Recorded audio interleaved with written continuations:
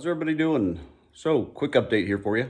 I know a lot of you have been waiting patiently for the replicas or replacements I'm doing for the Mega Cab window switch bezels for the rear door. Anyway, I just want to give you a short update about that and give you a look about where I'm at and what's going on.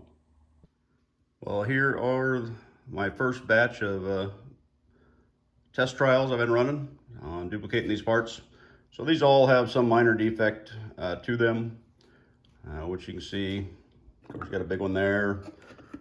This one here, big air pocket in there. Didn't get that out, so I'm making some adjustments to my molds to try to get rid of any of the defects on any of the products. There's a black one I did, but again, you can see the very bottom is completely missing.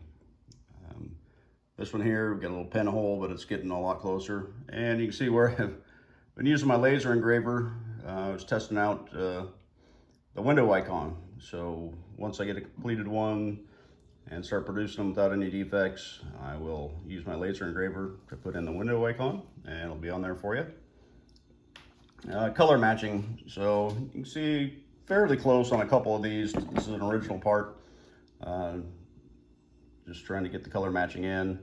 This one you can actually even see little streaks of the black where I didn't have all the black mixed in, and when I poured it, it left a black streak in there. So anything color wise I could almost do on this, which is pretty cool.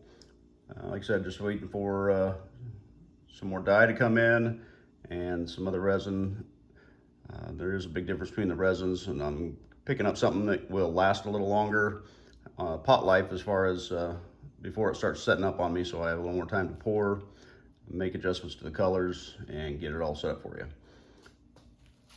And let down here. Okay, and here is a little dirty, but one installed on the trim. So this one had a little minor defect right in the corner, and then obviously this light gray is not the color that anybody would probably use, but it does fit factory door switch, and it's in there really tight. You can't hardly get that thing out. Now the big difference I did make on some of these is I went away from the traditional little clips that always break. There's no reason to end up duplicating a part that is constantly breaking.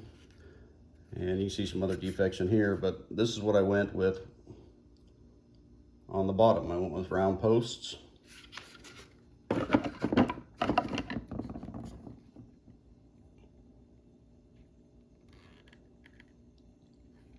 And I will, if we can get this one out, because they're in there real tight, I can show you what I did with what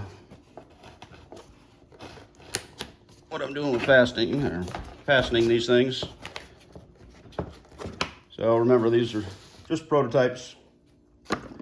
So what I ended up doing was going with some fairly dense foam with the push-on lock washers, and it holds it in real tight.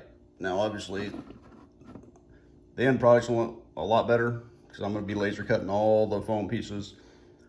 These are just rough cuts for fitment, as I tried out a bunch of different options for holding it in the trim. So anyway, all the stuff I found so far, this has worked the best for holding this stuff in. These lock washers prevent the foam from coming off, and the foam holds it real tight. As you can see, it wouldn't come out of that door panel. One thing, maybe you're wondering, would I use these own products for my own truck? And the answer is yes. In fact, I had to sacrifice my two good existing window switch Bezels to create the mold to duplicate these. So I definitely will be using my own products on my own truck. Of course, I'll be doing a black on everything. Anyway, I'll keep you updated as I get along. I'm getting real close. I'm just waiting for some more material to come in at this moment to start getting the final production batches out and get the color matched. If you got any questions, comments, please leave them. Like, subscribe, all that fun stuff. Anyway, I hope you all have a great day.